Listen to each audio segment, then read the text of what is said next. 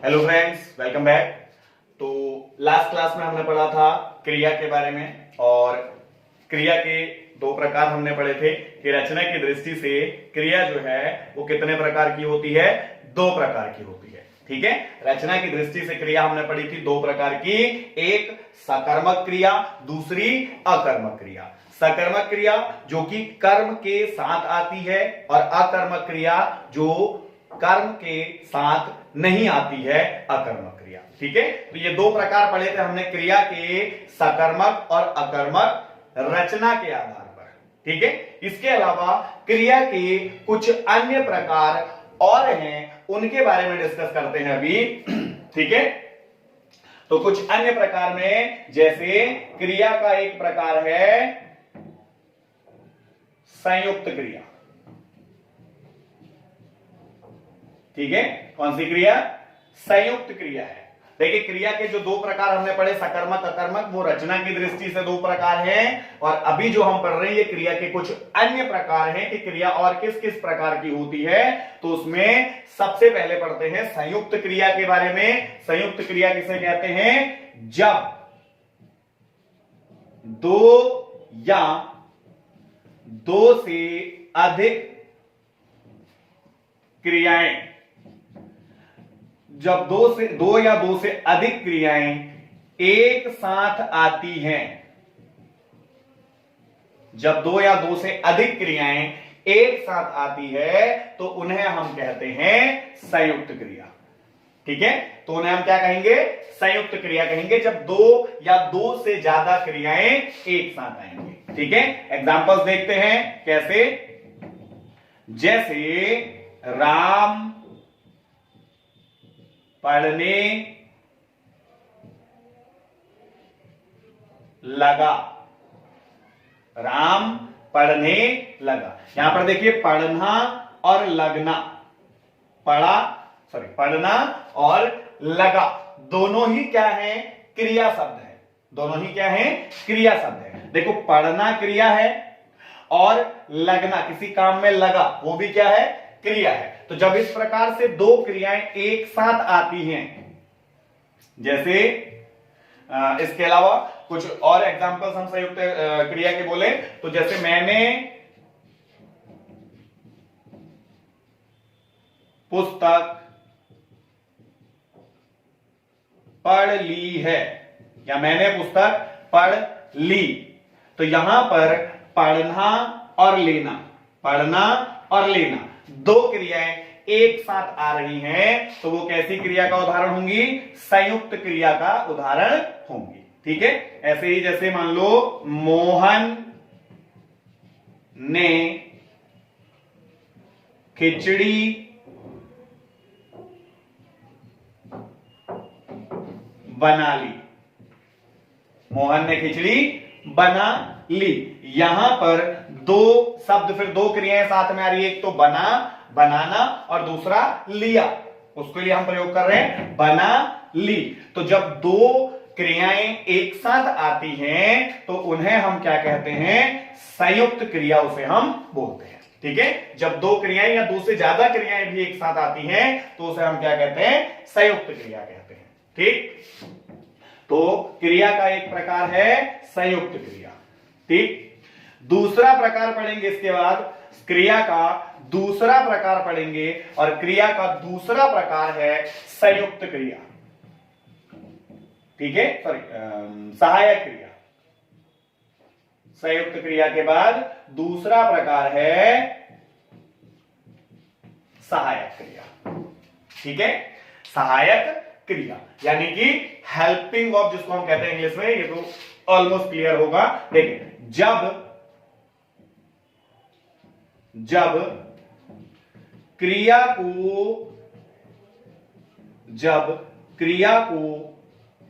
पूर्ण करने के लिए, जब क्रिया को पूर्ण करने के लिए अंत में, क्रिया को पूर्ण करने के लिए अंत में सहायक क्रिया आती है, या सहायक क्रिया का प्रयोग होता है।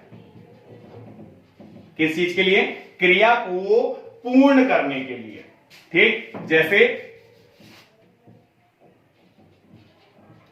जैसे एग्जाम्पल देखते हैं इसके। क्रिया को पूर्ण करने के लिए अंत में जो सहायक क्रिया आती है, या क्रिया को पूर्ण करने के लिए हमें सहायक क्रिया का अंत में प्रयोग करना पड़ता है। जैसे मैं बाजार जा रहा हूं।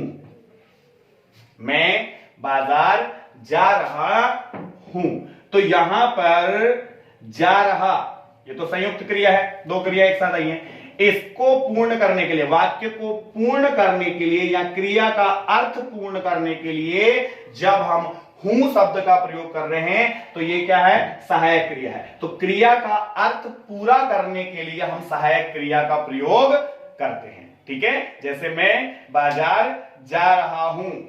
ठीक, ऐसे ही मान लो बच्चे पढ़ रहे थे। बच्चे पढ़ रहे थे, यहां पर पढ़ रहे ये क्रिया है।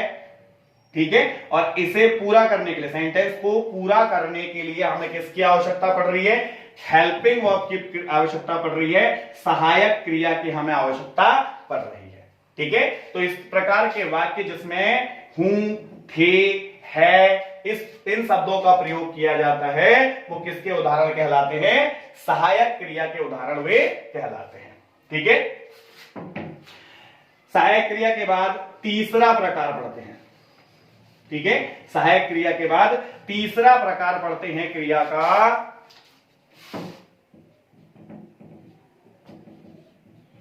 पूर्वकालिक क्रिया।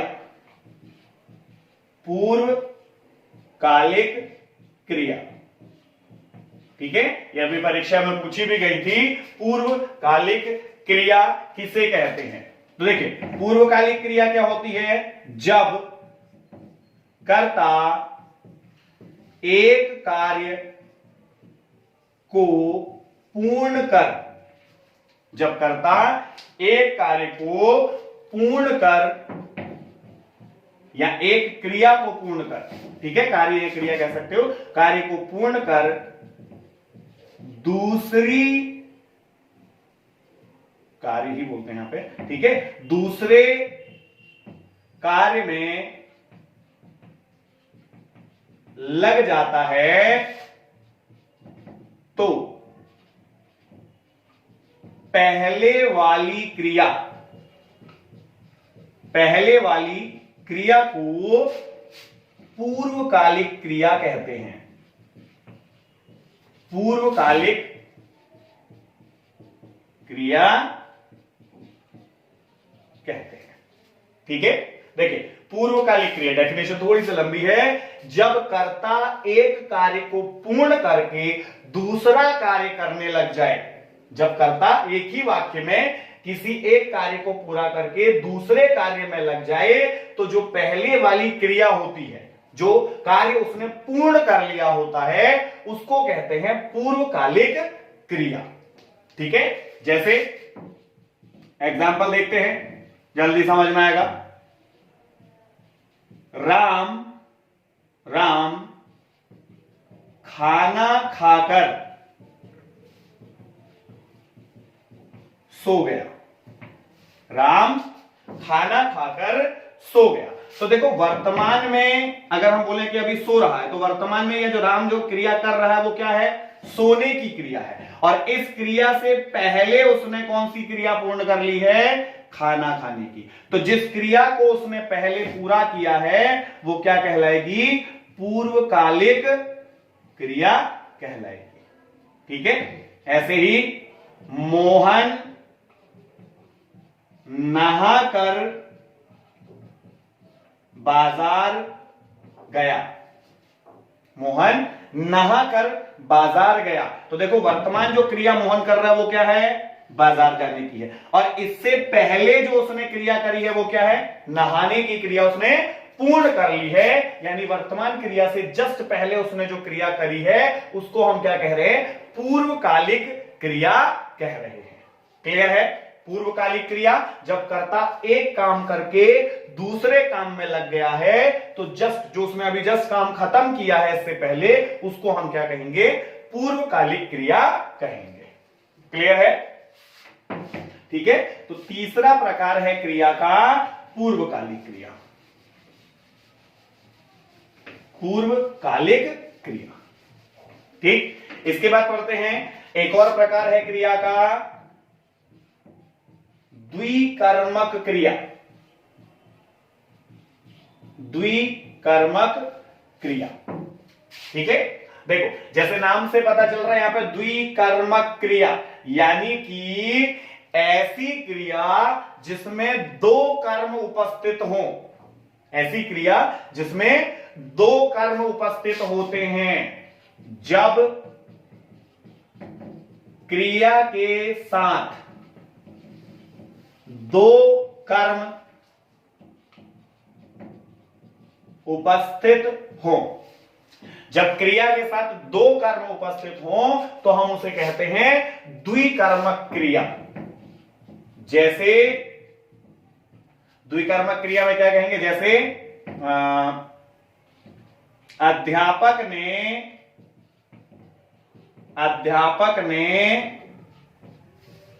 बच्चों को हिंदी पढ़ाई। अध्यापक ने बच्चों को हिंदी पढ़ाई। तो देखो यहां पे कर्ता कौन है? अध्यापक है। कर्ता कौन है? अध्यापक है। क्रिया क्या हो रही है? पढ़ने की क्रिया हो रही है। कर्म यहां पर दो हैं, एक तो बच्चे, दूसरा हिंदी। कर्म क्या होता है? जिस पर क्रिया का फल पड़ता है, जिस पर क्रिया का फल पड़ता है उसे हम कहते हैं कर्म। या कर्ता जिस पर काम करेगा, कर्ता जिस पर काम करेगा वो क्या कहलाएगा? कर्म कहलाएगा। तो यहां पर कर्ता यानी अध्यापक को बच्चों के ऊपर भी काम कर रहा है और अध्यापक हिंदी जो विषय है उस पर भी काम कर रहा है। ठीक, तो क्रिया का फल इन दोनों पर पड़ रहा है, तो इसलिए यहां कितने कर्म हो गए? दो कर्म उपस्थित हैं। यहां कितने कर्म हैं? दो कर्म उपस्थित हैं। तो ऐसी क्रिया को बोलेंगे द्विकर्मक क्रिया। ठीक है, क्या कहलाएगी? द्विकर्मक क्रिया कहलाएगी जब दो कर्म एक साथ उपस्थित हो तब। क्लियर है? अगला प्रकार पढ़ते हैं इसके बाद। द्विकर्मक क्रिया के बाद अगला जो प्रकार है, एक और प्रकार की जो क्रिया है, प्रेरणार्थक क्रिया। प्रेरणार्थक क्रिया। ठीक है, प्रेरणार्थक क्रिया। अब देखिए प्रेरणार्थक क्रिया क्या होती है? जब कर्ता स्वयं काम न करके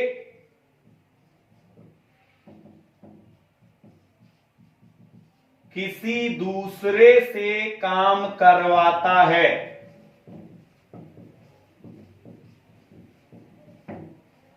किसी दूसरे से काम करवाता है।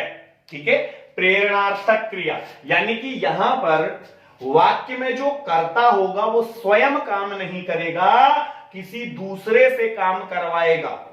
ठीक है, सेंटेंस में हमें पता चलेगा कि कर्ता खुद काम ना करके दूसरे से काम करवा रहा है। ऐसी क्रिया को हम क्या बोलेंगे? प्रेरणार्थक क्रिया बोलेंगे। जैसे एग्जांपल, राम ने श्याम से चाय बनवाई। देखिए कर्ता कौन है? यहां पे राम है। राम ने श्याम से चाय बनवाई। तो राम ने यहां खुद काम ना करके किससे करवाया काम? श्याम से काम करवाया। ठीक है, किससे काम करवाया? श्याम से काम करवाया है। तो जब कर्ता खुद काम ना करके किसी दूसरे से काम करवाता है तो उसको हम कहते हैं कैसी क्रिया? तो वहां पर जो क्रिया होती है वो कैसी होती है? प्रेरणार्थक क्रिया होती है। ऐसे ही सीता ने गीता से पत्र लिखवाया। सीता ने गीता से पत्र लिखवाया। तो देखिए यहां पर भी कर्ता जो है यानी जो सीता है वो स्वयं कार्य ना करके किससे कर रही है, किसी दूसरे से करवा रही है, यानी गीता से करवा रही है। ठीक, तो यहां पर भी जो क्रिया है वो कैसी होगी, प्रेरणार्थक क्रिया होगी। जब कर्ता खुद काम नहीं करेगा, दूसरे से काम करवाएगा। ठीक है, तो कैसी क्रिया होगी, प्रेरणार्थक क्रिया होगी। ठीक है, इसके अलावा क्रिया का एक प्रकार है नाम बोधक क्रिया।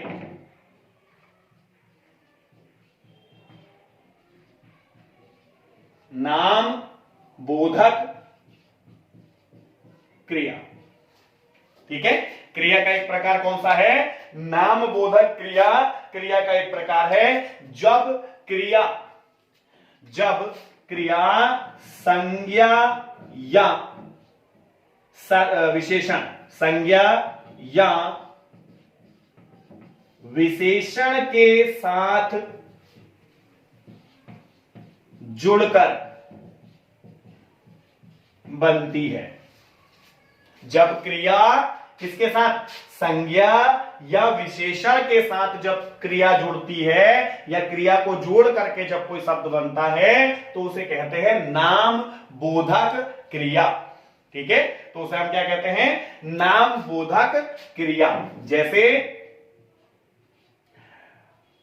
संज्ञा शब्द है लाठी, लाठी के साथ हमने एक क्रिया जोड़ी मारना, और इससे जो शब्द बना लाठी मारना, तो ये कैसी क्रिया का उदाहरण है, नाम बोधक क्रिया का उदाहरण है लाठी मारना। ठीक है, ऐसे ही दुख या दुखी। ठीक है, दुख या दुखी, इसके साथ हम जोड़ देते हैं होना, इसके साथ हमने जोड़ दिया क्रिया शब्द होना, तो दुखी होना। संज्ञा या सर्वनाम के साथ जुड़ करके जब क्रिया बनती है तो उसको कहते हैं नाम बोधक क्रिया।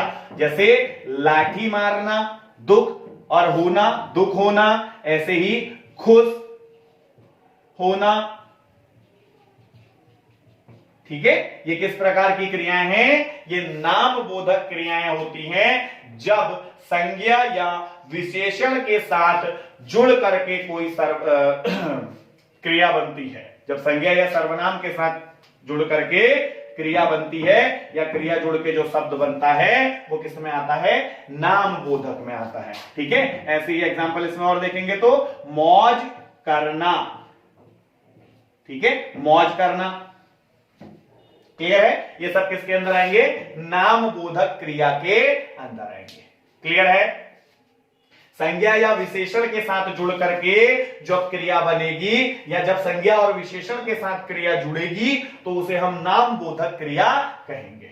ठीक है, इसके बाद क्रिया का एक प्रकार और होता है जिसे कहते हैं नाम धातु क्रिया। ठीक है, क्या कहते हैं, नाम धातु क्रिया। ठीक है, क्रिया का एक और प्रकार है जिसे हम क्या कहेंगे, नाम धातु क्रिया। ठीक है, अब नाम धातु क्रिया क्या होती है, देखिए जब संज्ञा या विशेषण से, जब संज्ञा या देखिए संज्ञा या विशेषण से कोई क्रिया बनती है, यहां पर थोड़ा सा डिफरेंस है नाम धातु और नाम बोधक में। ठीक है, संज्ञा या विशेषण से जो क्रिया बनती है, किससे, संज्ञा या विशेषण से जो क्रिया बन रही है या बनती है उसे हम कहते हैं नाम धातु क्रिया। देखो वहां पर थोड़ा सा डिफरेंस था, वहां पे क्या था, संज्ञा और विशेषण के साथ क्रिया जुड़ रही थी तो नाम बोधक क्रिया बन रही थी। कैसी क्रिया बन रही थी, नाम बोधक क्रिया, जब संज्ञा विशेषण के साथ क्रिया जुड़ रही थी। यहां क्रिया जोड़नी नहीं है, यहां पे वो बोल रहा है कि संज्ञा से ही क्रिया बना देनी है या विशेषण को ही हमें क्रिया में कन्वर्ट कर देना है। जैसे